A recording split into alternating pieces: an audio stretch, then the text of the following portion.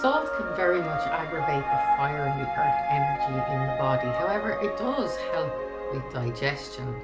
So it's probably better that when taking salt, you take Himalayan salt, or Celtic salt comes up as well. But the Himalayan is preferred obviously in Ayurveda because it has the highest amount of minerals from that part of the world. To use salt as a remedy, you fry some salt on a pan, place on a cloth, and put that cloth on any area of the body where there is congestion, there's pneumonia, and there's pain. In some of what are called kriyas, which are ways of cleaning the body, salt is actually used. One of them is with a neti or a jelly pot, and you use a little bit of lukewarm water with a pinch of salt, and you pour the water up one nostril and it comes down the other. And same with the other side. And this is a practice that yogis do, and the devoted practitioners would do this every single morning. They clear these passageways before doing their pranayama and yoga exercises. But salt is considered very cleansing. Turmeric, a very common Indian spice. It is wonderful for everything to do with the skin, inflammation in the body, the heart, the cardiovascular system. Turmeric is very bioavailable and seems to be able to bring oxygen around the body very well. It's good for all things to do with digestion and congestion. Wherever there is mucus, it's fabulous for clearing that, or wherever there's any blockages or stickiness in the body. Also helps to stimulate the brain and improves memory function. It's antibacterial, it's antifungal, and it's got many other antimicrobial properties. It can be made into a paste and applied locally onto areas of the body that have been old cuts or wounds. Yeah, turmeric can be used for assisting people to correct their blood sugars. Cinnamon.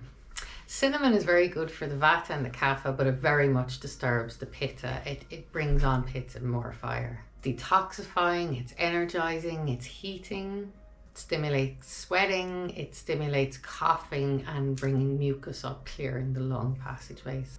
Cinnamon, cardamom and clove can be a wonderful tea on cold and wintry days. Cloves would be used regularly with Ayurvedic cooking. It's very stimulating, it's great for the digestion. It's very common to use it in ginger tea, and it cleans the liver out very nicely. Its most common use is probably for gum issues, where you can get clove oil and rub it onto the area, which basically numbs the nerve around the teeth. And it can be very good to breathe it in if you have any congestion into using steam. You can breathe it in using steam if you have any congestion in a lung area. Copper. It may have been more common many years ago to have a copper utensil to drink from. Copper is very good for balancing the kapha, the earth energy. It's very good for digestion, and it is okay to drink out of a copper vessel, or you can get it in a colloidal, or you can get it in a mineral source. But the Ayurveda, because it's a lifestyle, they're not so much into the supplements. The idea is that you could drink from a vessel every now and again that has been made from copper.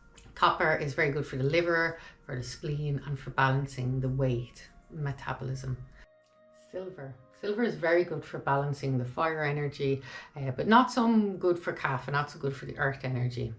It's cooling and calming. It's great for someone who has high blood pressure, for example. With silver, you could wear silver, you can take silver. But it's very common to get silver jewelry. You can wear an anklet, a bracelet, a ring, a brooch. Having it in the field at all is very beneficial, and it is also very calming. It helps you to increase your strength and your stamina. Silver is good if someone has been in a chronic fever or any chronic issues going on a very long time. Very good for inflammation. It's soothing for the intestines, for menstrual bleeding, for the gallbladder. So you can put water into a silver cup overnight and then drink it the next morning. If you had a very pure silver coin or silver brooch that was actually pure, you could put that into the water and boil it a little bit.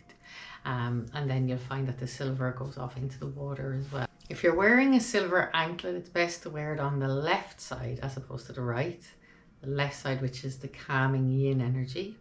An older way of doing it is people would hold a coin over fire, they get it extremely hot, dip it into water for a while, and then take it out, and then they'll be able to drink the silver that's left into the water.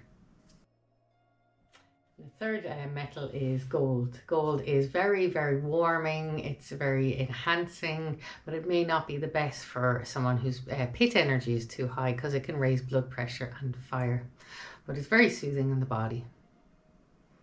It improves the nerve function, intelligence, increases the power of the heart and stamina. It's very good for somebody who deals with epilepsy or who has had a heart attack. And people who have weak lungs or spleen can benefit a lot from having gold in their field. So pit you want to use with caution. Still okay to wear gold, just use with caution, but very beneficial with the Vata and the Kapha constitutions.